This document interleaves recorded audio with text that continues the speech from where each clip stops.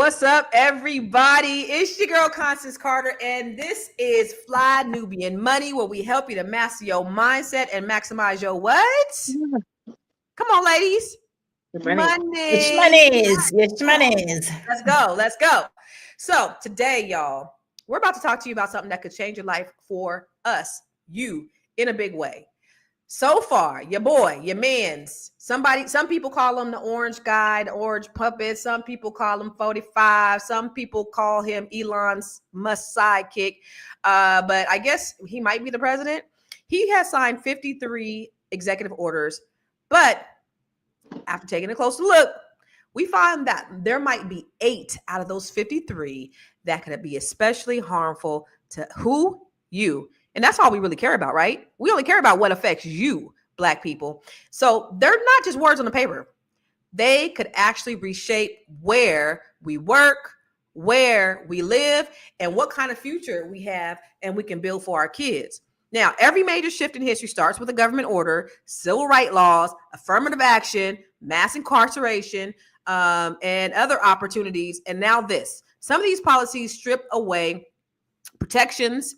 It strips away funding and everything that we've really fought for as a people, that our people have fought for since post-Civil War. If we're not paying attention, y'all, we could actually wake up in a country where Black businesses, schools, and workers are left behind. We got to change the game. So we're going to break it down. We're going to break it all the way down to the very last compound round. I got bars for days, but we're also going to make it interactive. And that's the thing that I want you guys to have fun with. We're going to make this interactive.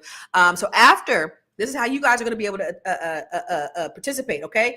And we want you to just put this in the chat. So after each executive order, we're going to rate how dangerous this is to our community from a scale of 1 to 5. Now, 1, it's a small change and it could dismantle everything that we work for. And then 5 is like, okay. No, 1 is not that bad. 5 is horrible. Okay. So we want to play the game. We want you to play with us. You know, this is not just a dialogue. This is not just a monologue. This is a dialogue. So we love for you to talk back to us and talk Black to us as always. Okay. So we love for you to engage with us. Now, first thing we're going to do, let's take a look at this video by Al Jazeera that just and here's the thing, you guys, y'all got to just stop looking at MSNBC. Yeah, we know that's a right-wing news station. You got to stop just looking at Fox News. Hopefully y'all ain't looking at that bullshit, but you kind of do need to look at that just to kind of see what these motherfuckers is really talking about, because they are really people who have tinfoil on their heads. But we really need to look at other news stations just around the world to see what's really going on from an unbiased perspective, or just what's happening globally, right? So let's take a look at this this video so that we can get a little bit of a breakdown. On his first day in office, Donald Trump signed 26 executive orders. That's not unusual. US presidents issue an average of 67 executive orders every year. AJ Labs looks at what they are and how they are used. An executive order is a directive from the US president to the federal government telling agencies how to operate. This power comes from the Constitution and is one tool presidents use to shape policy without congressional approval. Executive orders have driven significant change throughout history. They've abolished slavery, ended discriminatory policies, and supported peace efforts. But not all uses of this power have been noble. In some cases, the language has been chilling, targeting entire groups. Franklin Roosevelt issued more executive orders than any other president, thousands. More recently, however, US presidents have issued far fewer executive orders. That's because Congress and the courts have strengthened their checks on presidential power. When Trump took office on January 20th, his first day signing of executive orders set the tone for his administration.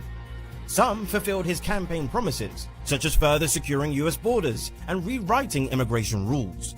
Others reshaped federal policies, made new energy plays, redefined social norms, halted a TikTok ban, and reversed Biden-era decisions. He also issued a pardon order for hundreds of people involved in the US Capitol attack in 2021. Executive orders are powerful, but not invincible. Courts can overturn them through legal challenges and may be declared unconstitutional.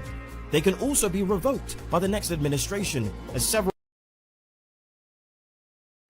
Y'all is real serious. And just to give you guys context, let me just tell you, because he said, who did he say signed the most in history? Was that Franklin D. Roosevelt? Is that Roosevelt? I think it was Roosevelt. Okay, so I just went It was like over 3,000. I just went to my homie chat, but but the reason why they stopped that was because now we have Congress and the courts with their checks and balances. But I did a little just for context. Okay, so Barack Obama, I'm just going through the last 3 presidents, signed 5 in his first month. George W. Bush, he didn't sign any. And then Joe Biden, he signed 25, which was the most in this modern era that had been since Roosevelt. So now, first month coming in the door, first week, 53. He ain't done yet. So before we get to the game and before we kind of break down, and I just, very quickly and concisely, y'all, what did you guys think when, what was your thoughts on like him signing those executive orders? Did he look like a madman to you, or do you think, you know what, he's doing his job as president? Dr. Alicia, we'll start with you. Thank you. Starting with me. Okay, yeah. So there's a term in a German term called Blitzkrieg, if I can say it in my German accent. And this is a military tactic. It's akin to what's called lightning war. And it's the strategy is that you have this really swift, overwhelming attack. And it's like all of these executive orders all in one day at one time. And it is a warlike strategy at causing disorientation and just causing a bunch of mayhem. And it's done on purpose in a very aggressive way, in a very short time frame. Mm-hmm. And, when we apply this to the context of democracy, this Blitzkrieg signifies this aggressive, rapid dismantling of democratic institutions, norms, state safeguards. All of that is what we're seeing. And so this approach, it's almost like you're attacking what he is seeing as the enemy within, and that it exploits vulnerabilities in the governance system. And what the brilliant part about this is that it's done so quickly, lightning warfare, that the opposing people don't have enough time to respond, and they don't have enough time to kind of pull everything together to have these checks and balances. So it undermines the checks and balance process, and there's no resistance that can be formed yet because it's done so quickly. Yeah, this was all by design. If you think about it, he's just, I'm just gonna hit you with everything. It's a distraction, but like a lot of this shit ain't even legal, so they haven't even gone through the legal process to say, hey, wait a minute, we can't even do it. Like, what are you doing? But it's strategy. Dr. Lene, what was your thoughts when you seen this maniac? I'm not gonna say a maniac. I don't want to sound biased because I am moderating this panel today, so I'm not gonna promote. No, I am. But y'all too in the audience, what you guys think? Did this man look like a maniac, or did he look like, you know what? He's taking care of us as the president of the United States. Dr. Lene, what you think? Definitely a maniac, but also a strategic maniac. I think I saw someplace that when he got into office the first time, he didn't know what he was doing. Everything he tried to do, everybody around him was like, no, no, no. Aha. He took 4 years off and he came back. Aha. He was like, we're not doing that again. I'm stripping everything. If you don't agree with me, you out of here. I know what I'm doing when I'm going into office this time. I know what I couldn't get away with last time. I'm about to go in here and kill him. Not literally, but figuratively, like, I got this under control now. So I think he came in ready to play. I think Project 2025 was legit. It was real. People put their head in the sands and acted like it wasn't. And now we're seeing the repercussions of that. He said, I said what I said. This is what we're going to do. And now we're doing it. And then we FA and FO, didn't we? No. And then you know what? Did you notice, though, that like every time he would say some shit during his campaign, they would go, what he really meant was, what he really meant was what he said the first time, because he's actually doing it now. They was just cleaning up because they didn't want everybody to know. But what do you think about that? All the executive orders that he signed, Marlo, like, did you think that this is a man that's just, he's doing his strategy, like, or do you think this is a maniac on the loose? Two things can be true at the same time. He is definitely going his own way and doing his own thing. And, it's like Dr. Alicia said, this is all intentional. This is not by accident, it's by design. This is the plan, this is the strategy. The congressman that is also the Speaker of the House is my congressman, Mike Johnson, and he has been with a cat, or what is it, not a cat shit, a shit-eating grin on his face, going across the country talking about how aggressively they were going to pursue this plan. Right now he's in Congress, and Congress hasn't done one thing. They haven't done anything. Donald Trump is doing everything through executive action. So what he meant is Donald Trump is going to move forward with his agenda, and we're going to sit back with our hands off. And it's happening. And they even blocking the idea of, okay, let's bring Elon Musk in for, did y'all see that? How they were going to bring Elon Musk in for questioning, and that the one Democrat that they needed to vote, he didn't show up. He's actually one of Elon Musk's Silicon Valley friends. So he didn't show up for the voting. And so then they couldn't even get, and then of course all the Republicans voted against it. And then he says, well, I didn't show up because I didn't get the memo that we were supposed to be meeting. If I had showed up, I would have voted to bring him in. You know what Elon Musk's response to that was? Don't be a dick. He told his friend. Yeah. So anyway, just a little side note. He is off the chain. Like, that's why we need Jasmine to be talking, because the decorum is out the window. We need somebody to talk these motherfuckers' language. Moya, what do you think? Well, to his credit, he has been going around the talk show circuit saying that he would have voted and how bad he thinks of it. But yes, obviously it was all by design, right? Mm-hmm. He's the Silicon Valley crony. He's one of the tech bros. So yes. The thing is, this just sounds, I don't know. It's frustrating, because I remember being here on the podcast being like, everybody, no. And everybody in the comments like, 2025 doesn't exist. He doesn't know anything about it. What are you talking about? You guys are feeding us a crock of baloney. So it's just frustrating to know, like, no, you guys, these people had training videos. They had training videos already ready. They had the 4,000 people where he can immediately turn over. They had them already hired. Everything was already ready. So he's just going through with his plan. So I think he's doing exactly what he said he was going to do. And he never said he was about to lower groceries and eggs and gas. Bamboozled. And that's why Yehuda Zion said FBA Trump supporters should be ashamed. But we're going to talk about this game, y'all. We're going to go through the executive order, the top 8 executive orders that we think may affect Black people as soon as we come back from this commercial. Let's check it out. Woo! It's a good show right here. But I'm biased. If you are just tuning in, you are watching Fly Nubian Money, where we help you master your mindset and maximize your money. My name is Tiara Williams. I'm also known as Miss Black Hollywood, and I'm the proud producer of this show because it is lit. If you want to receive notifications for when we go live Monday through Friday, 1 to 2 p.m. Eastern Standard Time. All you have to do is text the word Queens to 87948. That's Queens to 87948. That's QUEENS to 87948.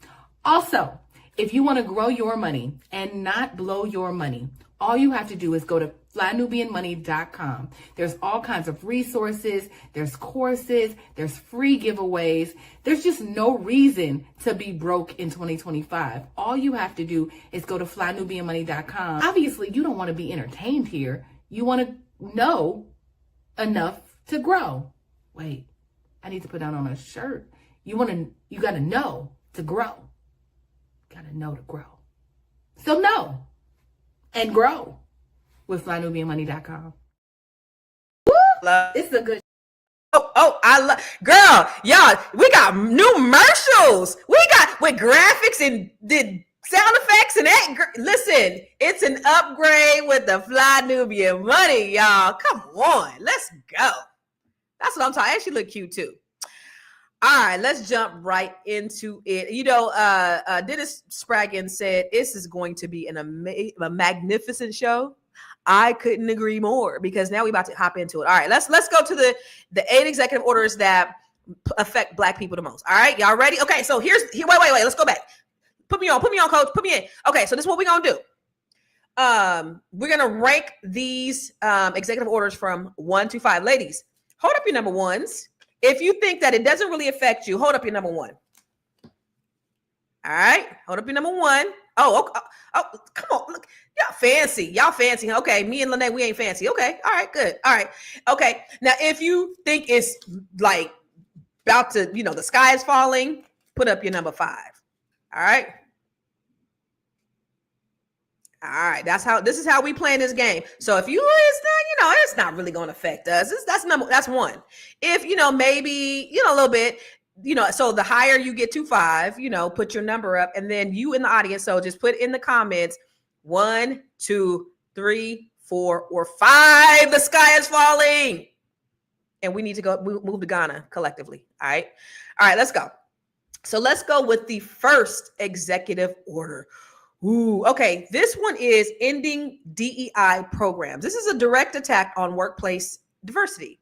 So this is how it hurts Black people. Okay. Fewer job opportunities. Without DEI programs, companies and government agencies may revert to hiring practices that historically excluded us. Okay. Loss of business contracts. We know that only 6% of us actually get the federal contracts anyway. So now without DEI, we may lose these opportunities. And then workplace discrimination. So without these efforts, Black workers may face more challenges in career advancement. Okay. Now, so here's a real world example. A Black-owned construction company that previously won federal contracts under supplier diversity rules may now struggle to compete against larger firms with more resources. Okay. So on a scale of 1 to 5, y'all, how much does this affect you guys? And for you guys too, put it in the comments. All right. Y'all ready? Hold up your numbers. Oh my God, me and Dr. Lene are twins.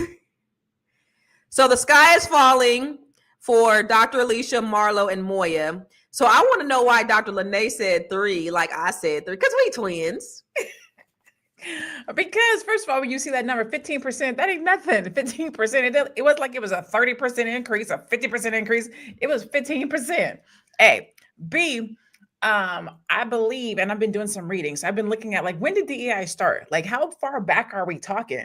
Like this whole championship for DEI started during the George Floyd situation. So we're only like 5, 6, 7, 8 years into this thing. That's 2. 3. I think the next president's going to bring it back. But let's just talk about right here, right now. You don't have to say DEI to actually be a good business and practice DEI. So although I think that they're going to roll back the verbiage and the federally maybe, right? Federally. Federal. He said you can't even disguise nothing as DEI. Like don't even try to say EIE. And exactly federally. But I think in your major corporations, while they're rolling it back, I don't think they're going to roll back.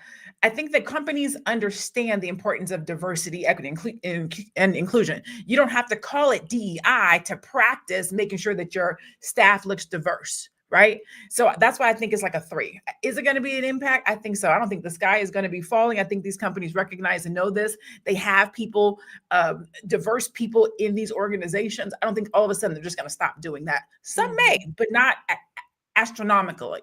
I love that. Okay. For y'all in the audience, because I know Sophia said 5, C. White said 5. I think Armando Wall said 1. Why? We want to know why. Okay, say 1 and then do an explanation of why you think it's only a 1, Armando, or 5, and why you think it's a 5, C. White. So we want to know why you think what you think. All right, Dr. Alicia, let's go. You said the sky is falling. Why is the sky falling, Dr. Alicia? Diversity, equity, and inclusion is a goal. That's the thing with a goal. Do you ever reach a goal? You never accomplish a goal. Mm-hmm. And a goal is always something that you can never get, but you have objectives to help you reach that goal. So I think that in terms of objectives and trying to get the diversity, which is just having a variety of different people from different backgrounds, because evidence shows that the more diversity you have in your institution and organization, the better that institution flows. That's right. Data. Equity means making sure everyone's paid the same, everybody has the same amount of... Which still ain't even happening, right? Still not happening, but it is a goal. Mm-hmm. Okay, that's the objective. Inclusion is to make sure not only are people, is there diversity? Not only do we know that everyone has quote unquote a seat at the table, but inclusion means your voice matters. Mm-hmm. It is a goal. Those are objectives. So yeah, 5. Okay, that's good. I like it. I like it. I like it a lot. All right, Marlo, what about you, girl? What you think? Oh no, you said the sky was falling. Why is the sky falling? Only because of the contract issue, right? What we know is that Elon Musk and his musketeers are working on some type of algorithm that will determine who is merited to receive these contracts, right? Mm-hmm. So depending on how the merit-based criteria is written is how the meritorious contracts will be awarded. So I think while DEI doesn't affect us to a great extent the way that it does other communities, people with disabilities and white women especially, and other minorities, it is going to impact us in terms of government contracts, right? Because a lot of minority-owned business are proudly minority-owned businesses. Yeah. So if you have a minority-owned banner, if you are proudly Black-owned, you will probably be deprioritized in the musketeer algorithm. So that's why I said, although I don't believe DEI affects us greatly, I think that when it comes down to the get down and who is and is not getting these federal contracts specifically, we're not going to talk about private industry, but the federal contracts, I think we're going to see Black-owned companies losing out on the little bit that they are getting. Yeah. And the bad thing about that, Marlo, is that there's not going to be any data to be able to, check to see, to measure if Black people are getting their fair share of contracts. And that's the horrible thing. Cause yeah, they're probably going to lose them. And then nobody's going to know. Moya, this is why I love you. I'm so glad you guys are on the panel because you guys is so smart. You is so kind, and y'all is so important. Y'all is just brilliant Black women. All right, Moya, what do you think? Why? What? So you said the sky was falling. Why? So I definitely believe, because one thing, no federal and private do not compare in terms of how much they pay out. When you get a federal contract, you are good. And once they remove that, because the thing that they're looking at is, it's just basically saying, hey, look over here. I remember working at the FDA, and I got to sit in on some meetings where it's called government Section 8A. Like, you can come in and pitch your coming in and pitching. And so I got to see them put together presentations, and we judged off of what we thought who had the best information. So it's just saying, hey, take a look at us. So now they don't even have to take a look at anybody else.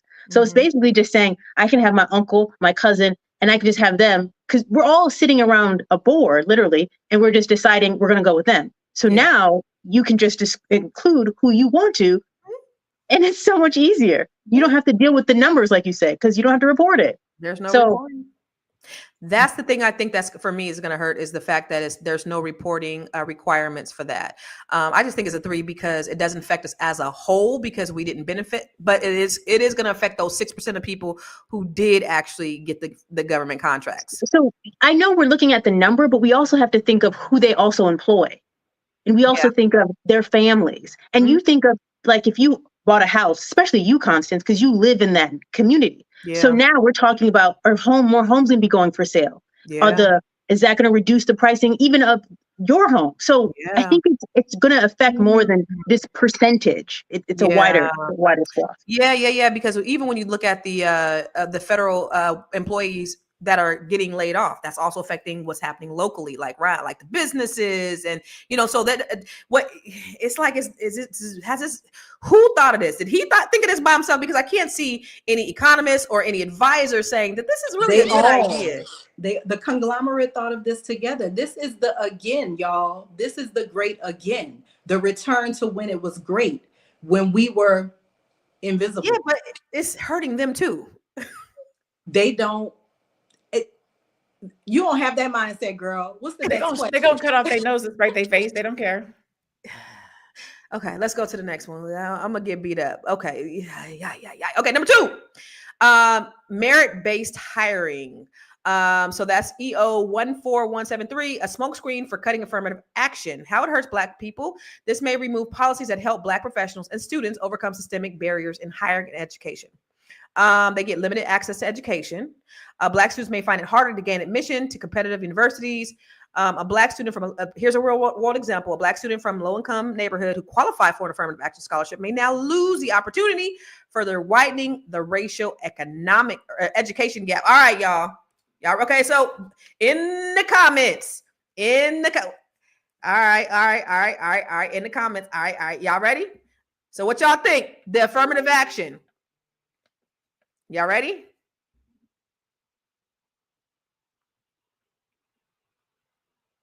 Okay, so we got 1, 3. So we got 2 4s, 1 3 1 5. I'm gonna just tell you why mine. Go to HBCU, F them PWIs. So that's all I got to say. F them. Let's take our boys out of these sports programs and put them in all in HBCUs, and let's see what they little funky ass institutions do then. All right, Moya, why you say 4? So the funny thing is, I would have said a 5 if I didn't believe exactly what you said in terms of promoting HBCUs. Like, that's where it's at. The only thing that I battle with is that we have to have a seat at the table. Like Justice Ketanji Brown, but she wouldn't be Supreme Court justice if she didn't go to Harvard, because we have to be overqualified and we need her on the bench. So what do we do? 80% of Black judges came from HBCUs. 80% of Black judges. 55% of Black lawyers. Marshall. So I'm with it, but I'm just saying we need a seat. Clarence Thomas got his seat, and he was a EEOC manager. Okay. All right, let's go to commercial. We're gonna finish this conversation because this is some shit. Commercial.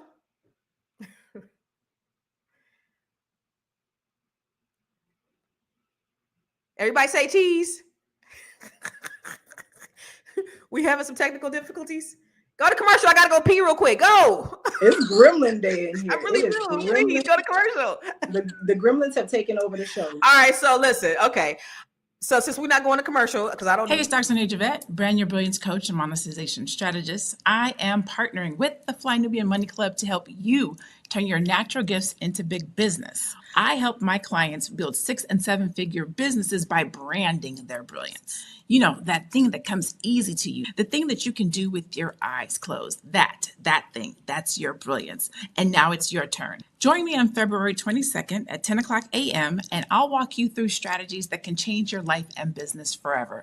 Don't miss this opportunity to brand your brilliance. I'll see you in class. Let me tell you one thing.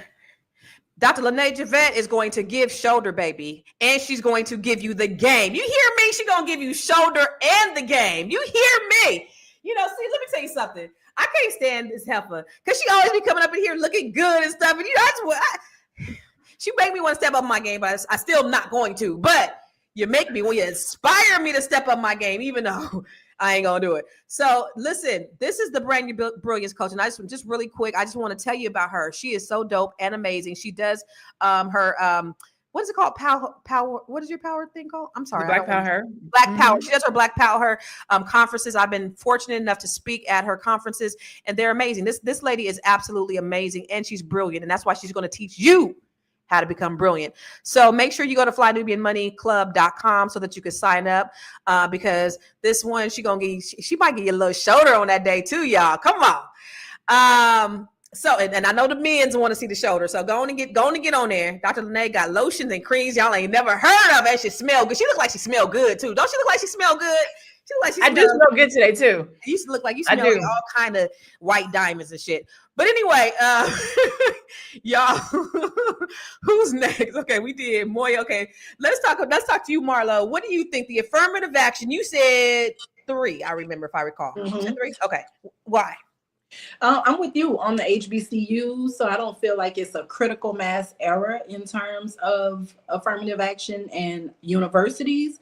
I do, but it's 3 because of the hiring practices at other universities, because I do believe that, you know, for all intents and purposes, we're not going to be able to keep all the Black kids going to the HBCU. Somebody going to want to go to the PWI. And for the babies that just got to go to Florida State, they just got to go to Harvard, they got to go to Nebraska, they got to go wherever they got to go. I feel like there should be someone on that campus that it look like them and offer them support. And I think that, you know, they're not going to get it. They're not I feel you. Yeah, I get it. I get it. Okay. All right. That's why you did a 3. Okay. And then I know that Dr. Lene, you did a 4. I think I did do a 4. And it's just because like when I'm reading it, merit-based hiring, right? So I feel like, so when I'm listening to you guys talk about it though, and you're talking more about education. So the merit could potentially be the school that they went to. But I feel like merit-based hiring, who holds the merit wand? Who gets to decide what the merit is? And that's why I think it becomes more of a sky is falling, because if we're going to make it about education, if I went to Harvard and they went to HBCU, the merit is placed at Harvard, not the HBCU. Mm-hmm. If I have a background in technology and I want somebody who comes in to have background in technology and this person doesn't have technology, then they're not going to be hired. Mm-hmm. So we're turning merit over to whoever is hiring. And that's where I think it's going to be a bigger issue, because if one of us aren't sitting at the table, we have a major problem. Mm-hmm. But that's where that's where the rollback of DEI comes too, because if they're rolling back DEI, then that's already that's where the idea of meritocracy comes in, right? So F them and they employers and F them and they PWIs. That's what I say. But I want to hear what Dr. Alicia got to say, because she said the sky was falling. She said this is everything, even though she went to Tuskegee. Didn't you go to Tuskegee or no? Oh, you went to a PWI? Ooh. I did. I went to PWI. But you have to understand, I was born and raised in the blackest cities in America. Born in Tuskegee, raised in Gary, Indiana. They don't get blacker than that. So right. I needed to have that exposure to other cultures. Mm-hmm. I needed the exposure to other types of Black people. Okay. In a way, I did need exposure to whiteness. For the first time, I was able to see it. I learned that not all white people were the same, because I sure did think white people was all the same. Only time I saw white people was when I went to the movies, and I was in control of it. And so I had thoughts about, I was segregated. I was divided. Diversity is not just for Black people. Diversity is also for everybody. Mm-hmm. Being around a bunch of diverse individuals lets us celebrate and appreciate diversity. Now, I am speaking from the perspective of a social worker and a mental health therapist. All right. So I'm speaking from that perspective. And so we understand and we study and explore and we challenge to make sure that we are jumping up and down when diverse. So I'm just leave it at 5, because it's probably going to be my answer for everything, because this is a big deal. We weren't doing enough. We were making some progress and it wasn't enough. And we were continuing, charging ahead with speaking truth to power and making sure that every place is inclusive of everybody. And we built this country, so we have a right to be in there too. Yeah. It's everything. So there we go. Thank you. And I still say, F them. Go to a HBCU. That's where I'm going to stay. Somebody says something in the comments that I can't remember. But first of all, I want to give a shout out to Dr. Lene, who just got into a PWI in a program. What program did you get into, Dr. Lene? It's a program at Cornell. So I have a girlfriend who did a entrepreneurship program at Harvard, and I was so not jealous, envious. Okay. And so when I saw this program at Cornell come up, I was like, well, let me just apply. Let me just see. Right. And I got in. So it was a 12-week accelerator on entrepreneurship for women. And I started in March. So I'm pretty geeked. Let's go. Give it up for Black excellence. That's right. Yay. Congratulations, lady. Somebody said that, people will go wherever the scholarships go. And that's my son said, well, what if I get a scholarship at UCLA? Then you'll get a scholarship at Howard too. You're going to Howard. Your Black ass going to Howard. So anyway, let's go to number 3. EO 14174, revocation of COVID-19 workers' protections, making Black people workers more vulnerable. So y'all, we're gonna have to go a little bit faster, because we got 5 more to get through, and we've got 20 minutes left. Okay. So how this hurts Black Americans. Black communities were disproportionately affected by COVID-19. Removing protections puts frontline Black workers at greater risk. Job losses. Without workplace safety rules, Black workers in government jobs could face terminations or unsafe work conditions. A real world example is a Black healthcare worker who relied on a paid COVID sick leave could now be forced to work while sick or risk losing their job. All right. How it affects Black folks. All right, y'all. In the comments, 1 is meh, meh. 5 is the sky is falling. I'm gonna go with I'm gonna agree with you, Dr. Lene, and you, Moya. For me, I'm just thinking like ain't nobody really doing the COVID shit anyway. So yeah, and it affects everybody. Yeah. Okay. So say why, Dr. Lene?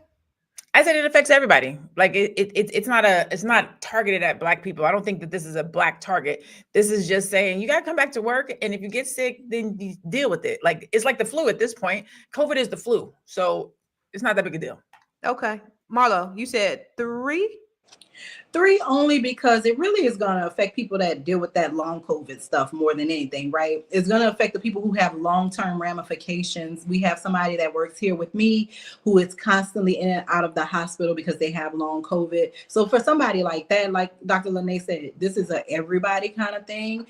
But what's the saying when, America gets a cold, Black people get the flu? That's why it's a 3 for you. So that's why it's a bigger deal, because it will disproportionately affect, like with all the other protections gone, right? And you have this health issue that is of no control that you have, you're going to be SOL. Shit out of luck, y'all. I love the way you just did that abbreviation. I'm going to go ahead and say it. Shit out of luck, y'all. No, I'm kidding. All right. We got to get through this. 45, 60 seconds, Moya. What do you think?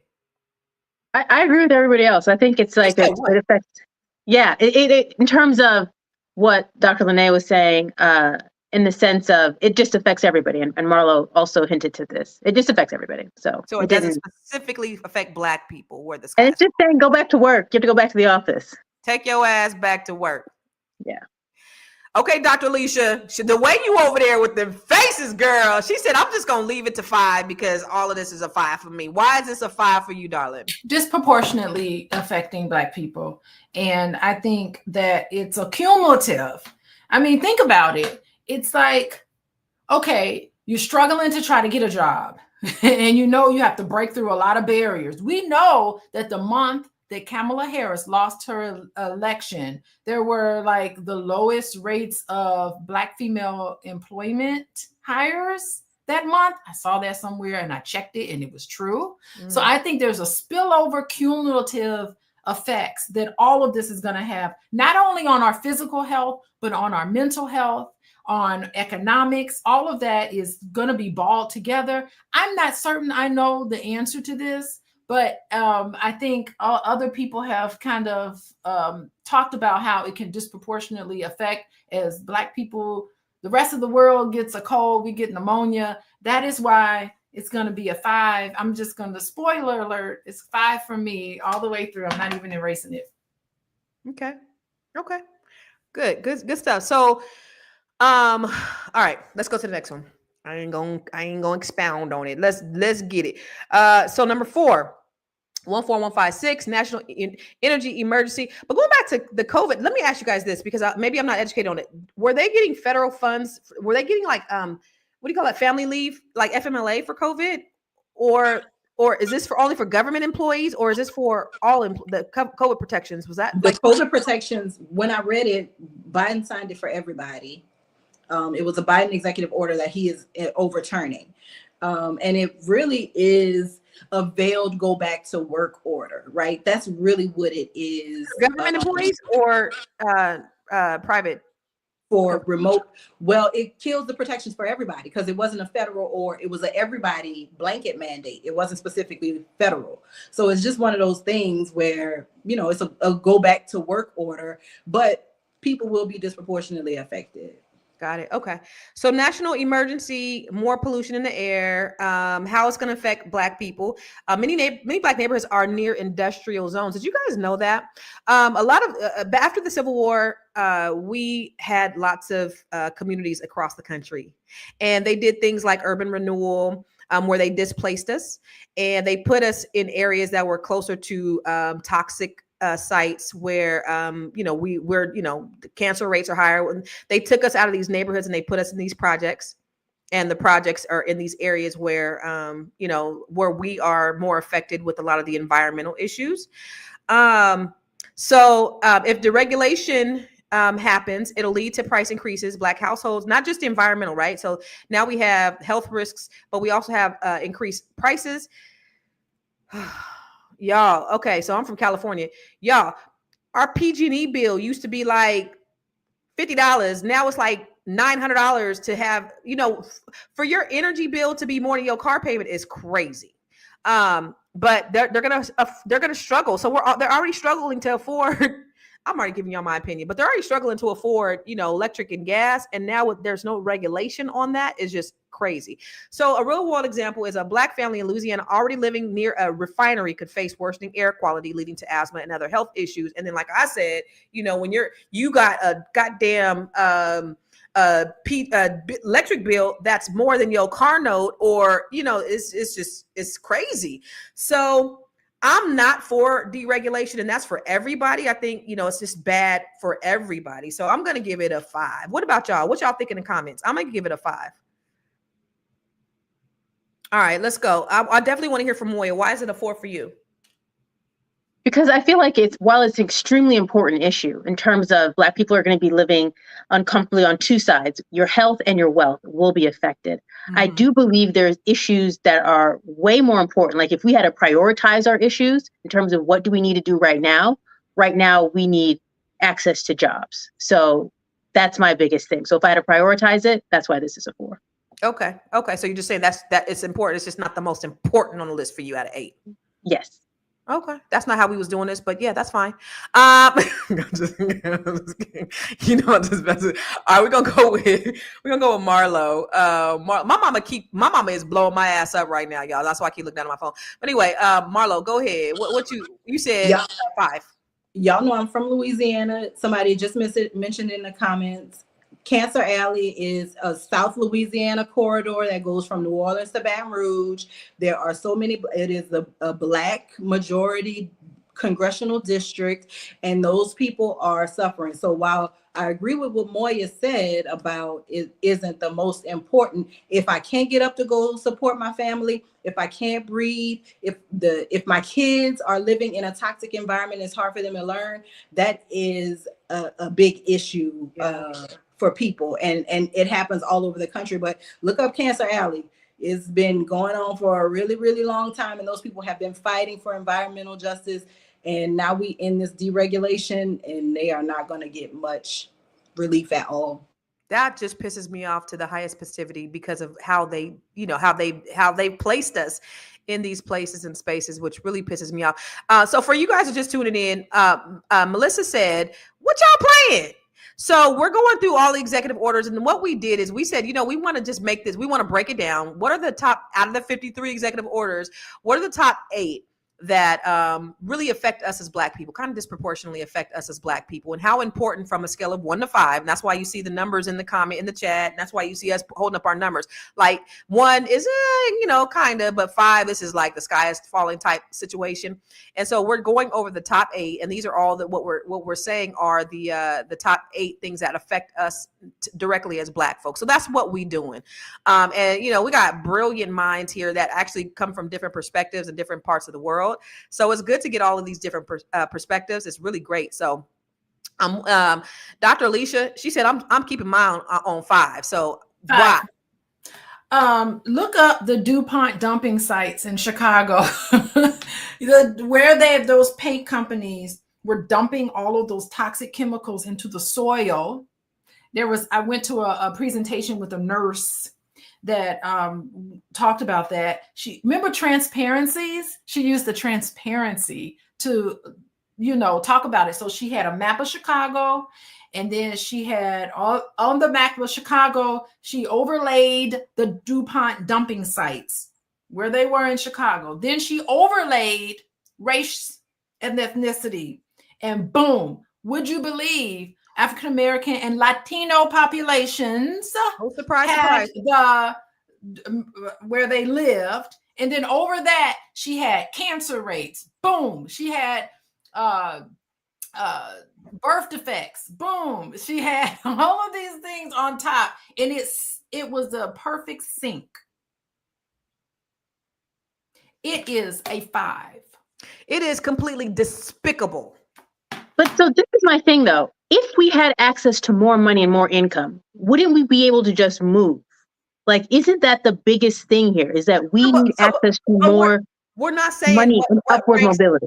We're not saying what ranks highest on the list. We're just saying, on a scale of 1 to 5, is this a 5 or is this a 1? We're not saying this is number 1 and this is number 2. We're just saying on a scale of 1 to 5, how important is this to you personally? So in terms of deregulation, just think about fracking, right? There are people who have private land and fracking is causing issues there where the government is going in eminent domain, digging in people's lands. And there are places in West Virginia, Kentucky, Tennessee, where people can set their water on fire. So when you talk about deregulation, right, we are talking about things that will immediately impact our health, immediately impact our well-being, immediately affect our ability to go out and earn a living and earn money. So I think that this deregulation, everybody, no matter what pocket of the country you live in, you should be a little bit concerned. Whatever they produce in your area of the country could end up in your soil and end up in your water. Ooh, come on. I'm from Gary, Indiana. We had the steel mills and it was toxic to our air. Listen, maybe we need a part 2 because there's so much to talk about. There's so much information and knowledge out there that needs to be had. I don't want to rush through these. I would rather have us dig in deeper into these topics, but I don't know. I'm passionate about it. And so maybe I need to just button it up. This is good. This is great dialogue. So we go. If our producer has to drop off because I know she got to go, she may have to leave. So we may have to, and then there might be a hard stop for some people. So we may not be able to go past 1, but we got to run through these. All right. So Dr. Lene, you said 5, baby. Yeah, I'm gonna make it really simple. Flint, Michigan. Any Flint, Michigan, DuPont, whatever you want. Who name anything, and that's what we have with regulation. So. This is what we got with regulation. Imagine what it will be without it. Oh my God. Oh, you could just drop the mic right there. You said, look, it's fucked up with regulation. I don't like what Anonymous is talking about. I don't care about Latinas. I saw that. Listen, let me tell you something. You know what? This is a stupid mentality of people. I'm sorry. I'm out of turn for you got to stop. I'm gonna get in trouble. Right. No, but that's their thinking. We don't think like that. Like what you think of the least of these is also what you do unto yourself. So you got to stop. Don't do that, Anonymous. But you the dust of the day. So anyway, we're going to go to commercial. We're going to come right back. Por favor. I know. You're busy, you got things to do, and you can't take us on the go with you every single day. Good news for you. We are now on Spotify. So if you can't watch us, now you can listen to us on Spotify. Search Fly Nubian Money and all the episodes shall appear. All you have to do is like, subscribe, leave a 5-star rating, leave some comments, tell people how you love us so that when other people come along and are looking for a great show to watch, they can find Fly Nubian Money too. One last thing, and just in case you've been sitting under a rock, Fly Nubian Money now has an investment club. We are the Fly Nubian Money Club. It's easy. All you have to do is go to flynubianmoneyclub.com, and I am committed to bringing in top experts from all industries to help you level up. They're teaching us the skills that we need to compete in this market. We often say that nobody is coming to save us, not the government, but guess what? We're coming to save us. I'm coming to save you with the Fly Nubian Money Club. So listen, all you have to do again is go to flynubianmoneyclub.com. We have a 30-day free trial set up just for you, just for those people that are struggling. Even if you ain't struggling, you ain't got the struggle. I'm coming. Okay, let me stop playing. I'll see you soon. Yo, she got the sound effects. I love that. Gotta steal that. Okay, so let's go to the next executive order. We're gonna just try to get through as many of these that we can. But here's what I know: we have a lot of passionate women on here, and we got a lot of great information. And when you have these brilliant, smart women, and you talking about such critical things to our communities, it is hard to contain in a 1 hour show. I get it. All right, so this is one that I think is important. EO 14157, expanding law enforcement against cartels. More over policing. So how does this affect Black people? Well, there's going to be more racial profiling, right? So they're bringing back stop and frisk. They're going to be disproportionately targeting Black neighborhoods, leading to more police interactions and arrests. Now, we know for a fact that Black people don't commit most of the crimes, but Black people are arrested most of the time. Ooh, bars. And then mass incarceration. So tougher sentencing laws could worsen. And this is all by design, y'all. They are trying to get more free slavery from you Black people. They're trying to, So real world example, a Black man in a high crime neighborhood may face more random searches or wrongfully accused of trafficking under expanded enforcement. And then they're getting immunity for these atrocities. Y'all, listen, back after the emancipation and after the Civil War, when slavery went away, they said, okay, well, you know what? The only way we're going to still be able to get this free labor is through indentured servitude or prisons, right? So then they start coming up with these Black codes. Y'all know what Black codes are, right? That's when they started criminalizing Black people for doing things like loitering. I'm sitting out in front of a store and I don't want you out there, or making up things. Oh, there's this pandemic or this epidemic of Black men raping white women and all those things. So then now we're in prison, they're in prison for the rest of their lives. So we've been criminalized since after their free labor left, so that they can continue to get this free labor or to build wealth off of the backs of Black people. And so I think for me, what y'all think in the comments? Is it a 1, 2, 3, 4, or 5? What y'all say?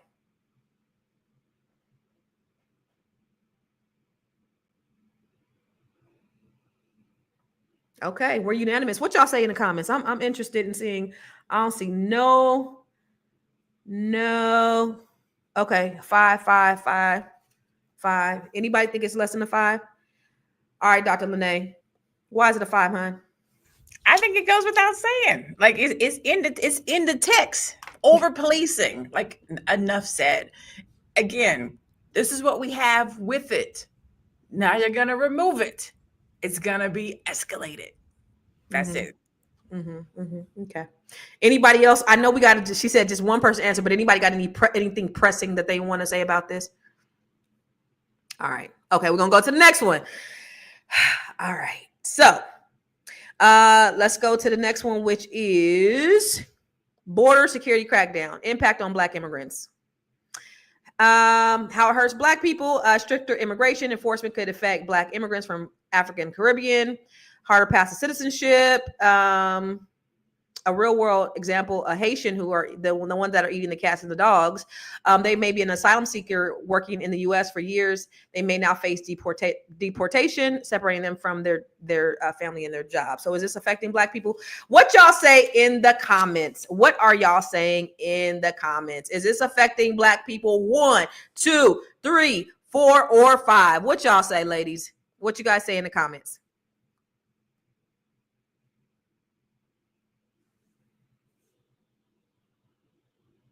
Oh, okay. I got to go through all y'all. I got to see why this is the number one for me, because I don't really think it's affecting Black people, but because we ain't illegal immigrants. I know it's affecting Africans and people in the diaspora, but does it affect us?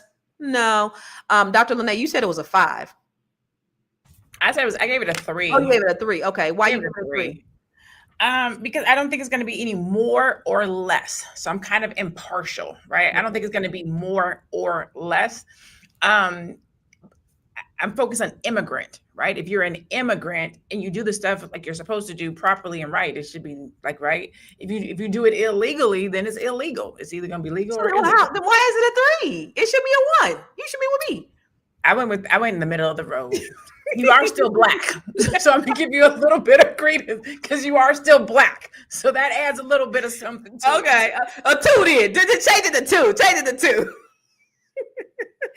And then for y'all in the comments, I see you guys got numbers, but you're not saying why. So remember, put your number in the comments and say why.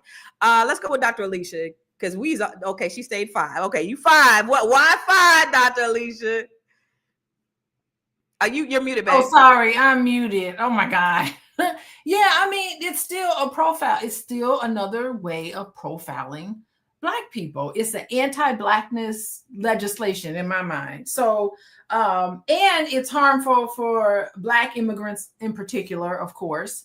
And so I think, here's the thing, when we set up these ICE centers, we really thinking, oh, we don't need to worry about that because that's all for Latinos and we don't need to worry about that. But you have to understand that they set those centers up, and as soon as the so-called Latinos, because there's a lot of illegal immigrants from European countries, by the way. I do live in Chicago. I do know a lot of Eastern Europeans who did a lot of stuff, housework and stuff like that around the house that did not have their papers, by the way. So rhetoric, don't get me started. But you think they're going to set those things up and just have Latino? As soon as the Latinos are gone, you don't think your Black butt is next? That's right. So when Anonymous says something like stuff like that, it's like, yo, the same grave you digging for somebody else, or somebody is digging that grave for your ass. Digging that grave for you. So I think that injustice in one place is going to be injustice everywhere.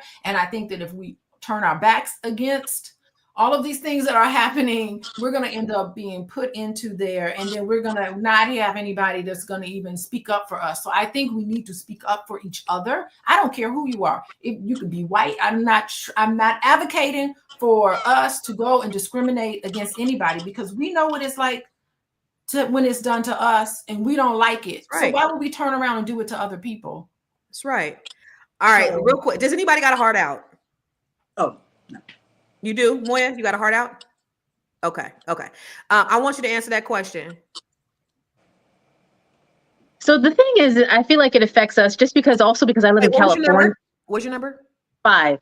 Oh, you did a 5. Okay. Yeah. So it affects us because we live in California. So we're having talks with our kids about if ICE stops you, how do you even answer the questions that they're presenting to you? We're asking questions like today they did a walkout at the high school and then at the middle school. So we have to have questions about what does it mean to be in solidarity, but still be in class? Like, this is really going to be affecting us in more ways than we even think about. Not cool. Yeah. Did you want to go ahead and bounce out and say bye to everybody? Because I know you got to go. Yes. So, I feel like all of these are very, very important. I'm so glad Tiara did this very fun game. And if you guys ever had any questions in terms of taxes, scholarships, you can always reach me at moya.business on Instagram or the website moya.tax. Yay. Bye, Moya. See you later, alligator. Okay, y'all. Okay, so Marlo, what you give it, a 3? I gave it a 3 because Marco Rubio went to Ecuador. I think El Salvador, I'm sorry. The El Salvadorian president was saying how great his jails are. Donald Trump loves the jails. You can send your immigrants. Then he says, you can send your citizens who've committed crimes. And Marco Rubio never pushed back against that. So I think while it may seem far-fetched to many minds, we do have to remember that it wasn't a long time ago that our grandparents, great-grandparents had to have some kind of proof of who they were and why they were meandering about the town. So I think that just in terms of who this country is, who this country has been to us, it is just a little bit alarming that the sitting Secretary of State didn't push back and say, hey, we got our own jails for our citizens, right? We don't have to send our citizens to El Salvador. We could just send the illegals. And so because he went along with that play, I'm just like, they're not playing by any set of rules. So that's why it's not super alarming, but yeah, I'm watching them. That's why Dr. Lisa said 5 on everything, because they're not playing by any sets of rules. 5 on everything, because we don't know what they about to do. Yeah, that's interesting. And you know what's crazy is that in Puerto Rico, because they're a American, I don't want to say colony, but they're part of America. But do you know that they are deporting the Dominicans from Puerto Rico? The ICE is out in Puerto Rico deporting the Dominicans, and they all really look the same, right? and you feel kind of sorry for him because they're like, Poppy, he didn't do nothing wrong. But then you think about what happened on the island of Dominica with the Haitians and the Dominicans and how they discriminated against the darker skin, you know. So it's like, you know, you feel kind of bad, but are the chickens coming home to roost? What, you had something to say? Oh, Dr. Alicia, did you have anything to say on that? Or no? Okay, we're gonna go to the next one. I just thought you were saying, didn't want to say something. Okay, all right, okay. So the next one is cutting foreign aid. Struggling Black nations get left behind. How it hurts. Many Black immigrants send money home to relatives in countries that rely on U.S. aid. Cutting that aid would worsen the poverty abroad. So countries like Haiti and Nigeria depend on U.S. assistance after hurricanes, earthquakes, or droughts. So a real world example, a Black American who regularly sends money to their family in Jamaica could now struggle to support them as financial aid to the country decreases. I don't know how that would, why would she struggle to send them money? Why, does it mess up their infrastructure or something? I don't know why that would affect the lady over here that's sending money over there. I understand why it affects them, but for y'all, okay. So for everybody in the chat, what do you guys think? Cutting foreign aid, struggling Black nations get left behind. What do you think about that? 1, 2, 3, 4, or 5? Okay, hold on. Struggling foreign aid. Okay, I know. This is my first 2. Okay, wait. What you got? What you got, Dr.? You got 1, 2. Y'all don't think this is okay? Oh, I gotta know why. You're 2, 2, 1, and 5. Okay, I already know. The sky's falling with you, Dr. Alicia. I'm gonna go last with you, but I want to see Marlo. No. Dr. Lene, why a 2? Because we got real problems here in America. Can we worry about the Black people that live here? Right here in our own country. We always worried about what's happening somewhere else. We got to save everybody else, but we ain't even trying to save the people that live here. So if we're not talking about what's happening here in America with the Black folks here, you ain't trying to hear. And she gave a 2 on that. She ain't even get 1. She gave 2. Okay, let's Marlo. You said 1. You said, you know what? Get somebody else to do it. Get somebody else to do it, because foreign aid is a colonizer fix, right? They have gone through and they have disrupted these countries. They have destabilized these countries' economies. They have plundered and stolen their resources. This is them trying to do a solid to people that they already effed over. So while I understand the importance of it, I am definitely with Dr. Lene. Help the Black people here. The Black children here need reading programs. The Black children here need food programs. Help them. I'm not saying everybody don't need the aid. I'm just saying if we got funds to send over there, we got funds to keep over here, and then we can let nonprofit organizations do what it is that they're supposed to be doing. I love that. You know, I say take your white hands off these other countries that are ruining and disrupting these countries, and then they can prosper. If y'all take y'all white asses out, y'all colonizing asses out of these countries, they wouldn't be destabilized. And so they can take care of themselves. You allow Africa to have their own natural resources. The reason why Haiti is in shambles is because of Europe, the Western world. The trade embargo is the trade embargo. Yes, take that off. We don't need your aid. Take the trade embargo off, and then allow these people to prosper. That's what I say. But for Dr. Alicia, she said no. The sky is falling. Why? I'm not playing this game correctly. I got 5 on it. I got 5 on it. She got 5 on everything, man. I ain't playing correctly because, listen, I have been following what's been going on in Sudan. There have been recently, this is just recently, there have been millions of people who have been murdered. Yeah. In Sudan, by the way. But recently there was 800,000 Sudanese murdered, million displaced. I just what, and the federal government is helping in what way though? They still dying. To provide and try to provide some aid to those people. There's some really good-hearted people that provide aid. To me, my allegiance is not necessarily, I mean, I could be a nationalist, but my allegiance is to all Black people. And if any Black person in this world that has to suffer because I have ties to them, I feel like it has an impact on me. Anything that happens I live in a community that I don't live in, and it's something bad that's happening to another Black person or a group of Black people or all of that, it has an effect on me. Yeah. And so because I'm closely tied to it by blood and Right. DNA. And so I don't want to see that. And so it is I'm not answering, I'm not playing along correctly. And I do understand that. But these are things that you lead with your compassion. Become a social worker. That's why I wanted to become a social worker. I'm more fired up than ever. Thank you, Trump, for at least doing that, because I just have like this ability. I'm a Fulbright scholar. I've gone to other countries. I understand the importance of just sharing and just attached at the hip with all other dark-skinned individuals. And I don't care where the slave ship happened to drop you off, Right. the Caribbean, South America, all of that. I'm attached at the hip with them. And so I just feel like it is injustice, not just for this country. So it's an injustice against all African people of African descent. And that's where I am. So, well, if they take their white colonizing hands off of them, maybe they could prosper. What was you going to say, Marlo? That's all. That's it. They just meddling. Get out of there. Yeah, get out of there. And then maybe they could do something. But it's kind of like, it's like, what's that lady who was poisoning her baby? She was poisoning her daughter, and then she was like, you go poison her, but then she's sick because you're poisoning her, lady.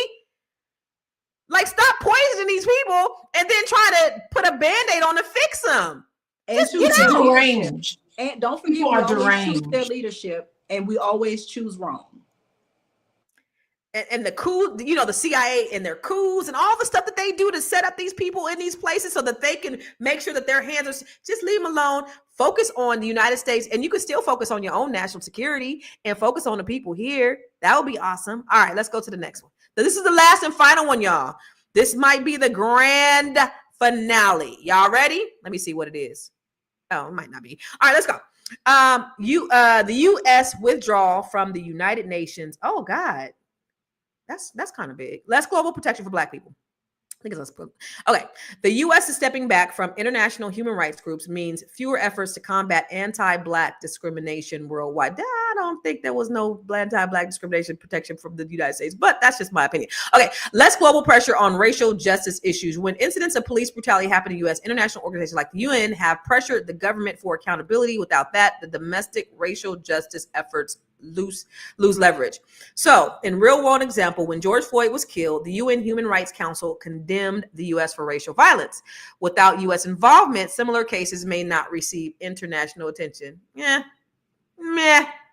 I don't know that really affects that. Like, for me, but anyway, I'm sorry. Let me not get ahead of myself. For y'all in the comments. So, what do you guys think? 1 or 5? The UN.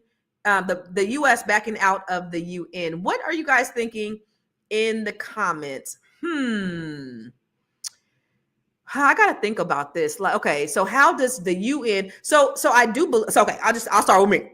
I do believe. Okay, I'll say 4 for me.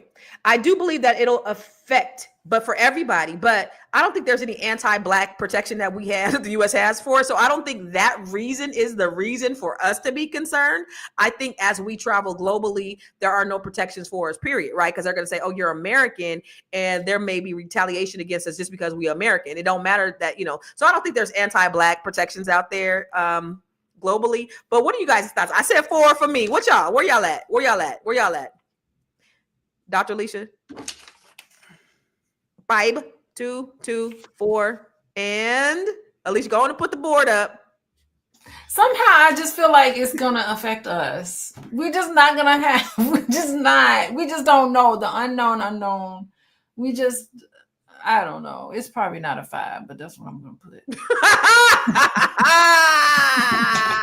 Okay. And I made mine a 2 because I have a friend who spoke in 2 years at the UN before their Human Rights Council about the jailing processes in the United States. And there's been no change other than my man has gotten 2 trips to Switzerland and made some international connections. The state of Louisiana has actually gone backward in our prison reform. So that's why I gave it a 2, because in theory, the UN is a great thing, but they gonna sanction the US and do what? They just gonna say y'all was bad, slap on the wrist. There is nothing that the UN can do to the US, because the US created the UN. So it's just we come to everybody else's aid. They come to us like with social media, we can broadcast what's happening here. Right. We don't need the UN to say, hey. Yeah, we don't need that. But I didn't think about it from the perspective that you said, right? If you think about when we travel abroad, if they already know that there's no protection here, how they treat us in their country, if we get locked up, if something happens, right? They know that there's no real protection. They don't even like you in your own country. They're not going to try to get you back or try to help you or save you. So there might be some of that. But overall, again, we're talking about impact 1 to 5. That's why I gave it a 2. Yeah. So, and that will be for the people who kind of travel globally. I would say the only impact, but as far as like, are we gonna, is this gonna help us in some way because the UN spoke up against the United States? Like, no, that ain't doing nothing. And then just like you said, social media, like everybody gonna find out via social media. The UN saying something and having a hard, worded letter about whatever happens over here, it ain't gonna do shit. So, but this was good, y'all. This was really fun. Tiara, shout out to Tiara, our producer, our dope ass producer. She's so creative. Yeah, this was a great game, and this was fun, and it was very informative because it's like, okay, this is how we can get through this, and then just kind of really understand and learn what really affects us, because that's the most important thing. Today on my podcast, I was talking about how the rollback of the CFPB hurts Black people, because for me, this was my wheelhouse, because predatory lending and all the things that have happened, over the course of years, we've been disproportionately affected by that. I would have said 555 across the board if we would have brought that one up, because I think that one for me is most important, because that's hurting our wealth aspirations. So that rollback, that executive order to remove the CFPB, you guys need to look into it. And if you don't know anything about it, I talked about it a little bit earlier. Just watch, what I was talking about earlier. But it's definitely going to hurt us financially. And at the end of the day, it is about black and white, because the powers that be, but it's also about the green. So we know money talks and bullshit walks in this country. I want to give you guys an opportunity. And I'll start with you, Dr. Alicia, to give your final thoughts on this entire conundrum of stuff. What do you think? Okay, look. Y'all look up a lady. She's a psychologist. Her name is Lori Weiner. And she wrote an entire piece that I read. I thought it was so fascinating on the parallels between Hitler and Donald Trump.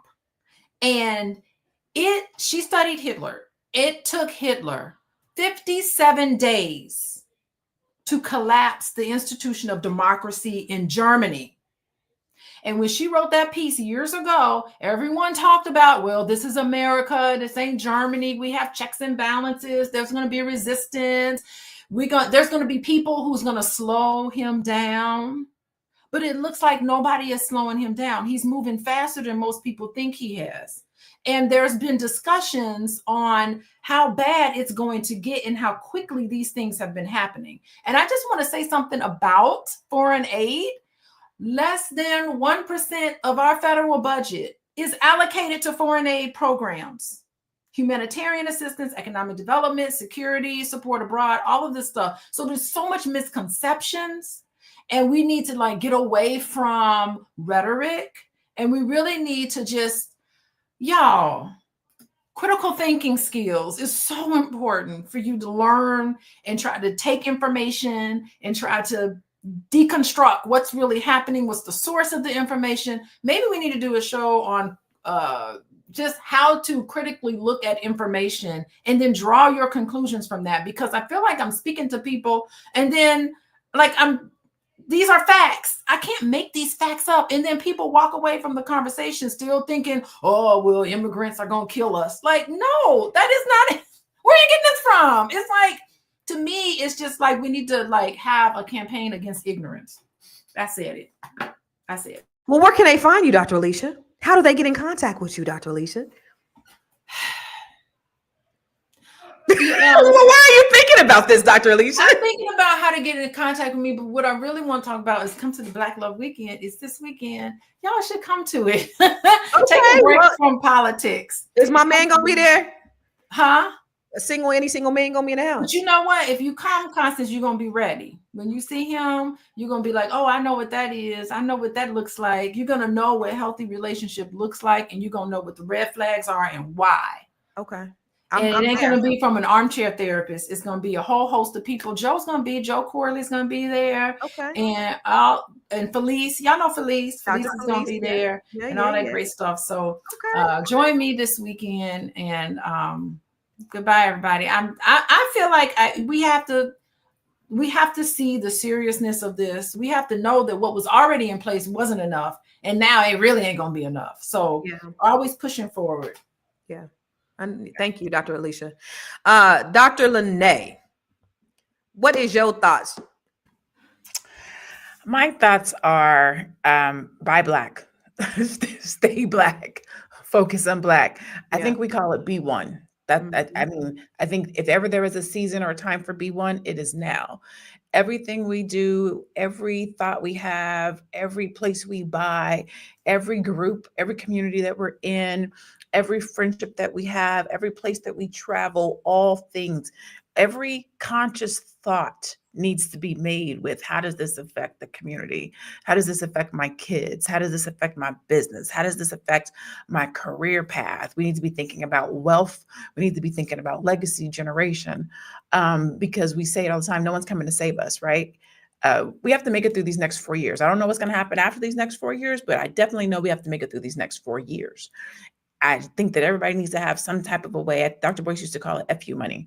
You need some of that right now. With everything that's being stripped back and rolled back, we need to be more diligent in making sure that we have the tools, the resources, and the financials to be able to take care of ourselves. And so whatever that looks like for you and your family, whether that's savings, whether that's entrepreneurship, whether that's a business, whether that's building a bunker under a house, stocking up on food, I don't know what it is, but just be ready, be prepared. We don't know what's going to happen, but the writing is on the wall. So that's not to be doom and gloom. That's just to say, be diligent in preparing yourself and your family for anything that can happen.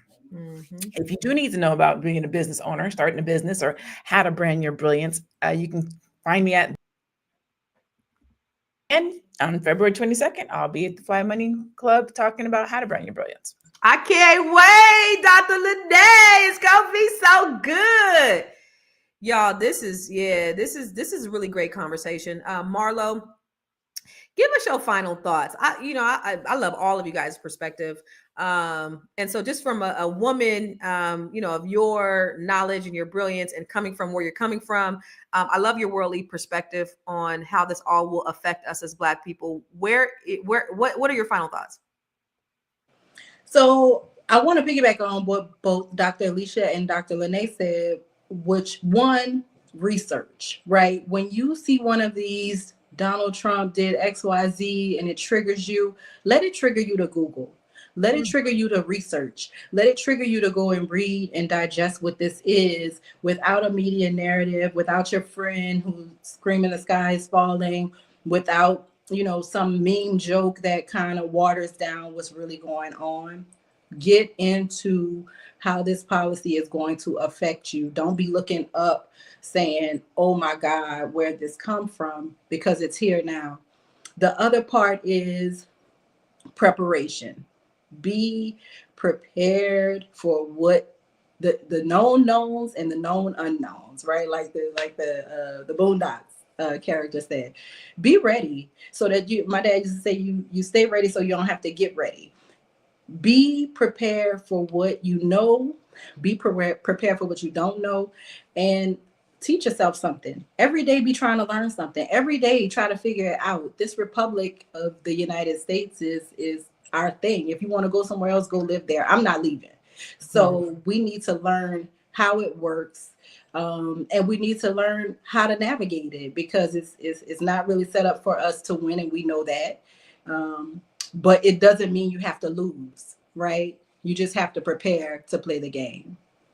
If you're looking for me, I am Marlo Layson. I create content under my name. You can search for things I've written. I write about policy and legal, environmental, entertainment news. And you can find me on Instagram over Marlo. That's my name right there on the screen. And as usual, this is my favorite midday thing to do. Yo, guilty pleasure. I love it. So I'll say this, Black people, we have been in a slumber. We've been asleep for the last 50 years. We really have been asleep.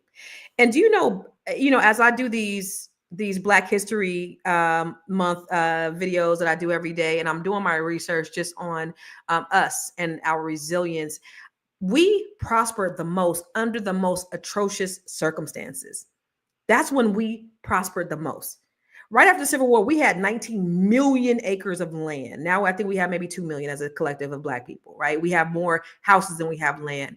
Or maybe it was 90 million. It was something crazy. While white people have hundreds of millions of acres of land, and so we don't have the same collective wealth, even though we have some really wealthy people. But what we do have is we have more educated people. We have people who are more educated than they've ever been in the history of the world, I think, or the history of this country, at least. So I think we have the great equalizer. We have the knowledge and information. We have people, we have thought leaders. We have broadcasts like this that are here to give you information. Okay. We have money. We have to, I'll say it all day, start doing business with people who look like you. So when we look at other communities, we learn from other communities. Other communities says, look, I'm only going to do business with people from my community. I'm Jewish. I will not do business with anybody outside of my Jewish community, if only if I can no longer find anybody in my community to do business with. That's one thing. We got to start doing business with each other.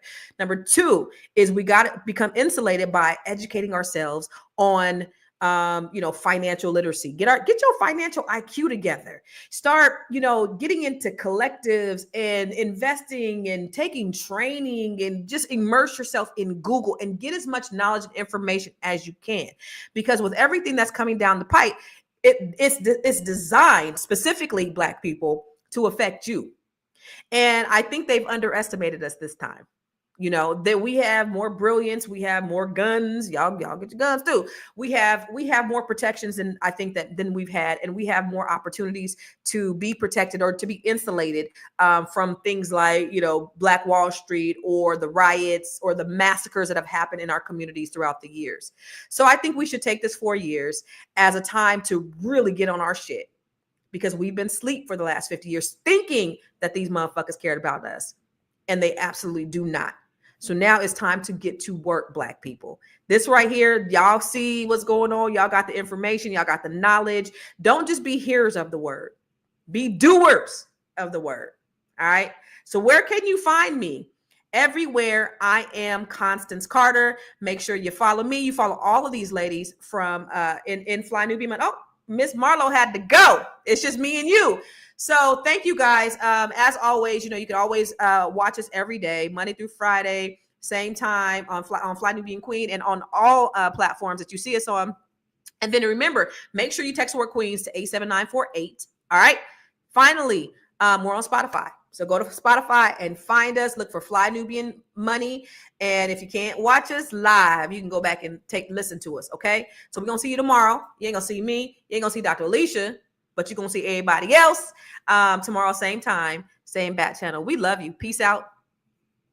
You know that 1 in 4 cowboys was Black? In fact, the Wild West was much more diverse than Hollywood would have you believe, so let's talk about it. First things first, the original cowboys were called vaqueros in then Spanish Mexico. You see, the cowboy lifestyle came to be in Texas, which at the time was Mexican territory, and although the Mexican government opposed slavery, Americans still brought enslaved people with them to the West, and from there set up cattle ranches. These enslaved folks ended up accounting for over 30% of the Texas settler population and were depended on for maintaining land and cattle herds. So, after the Civil War, freed Black cowhands were widely sought after because of their skills and actually vastly contributed to the development of the cattle industry. Ironically, even the term cowboy has a connection to formerly enslaved black cowhands who were derogatorily named by their enslavers. So it makes it even more bizarre that we all know the stories of Billy the Kid or Jesse James, but not Nat Love or Bill Pickett. Vaqueros, Native Americans, and African Americans all contributed to the development of the American West, and the fact that that has been stripped from history is quite jarring, so perhaps it's time we put it back in the limelight.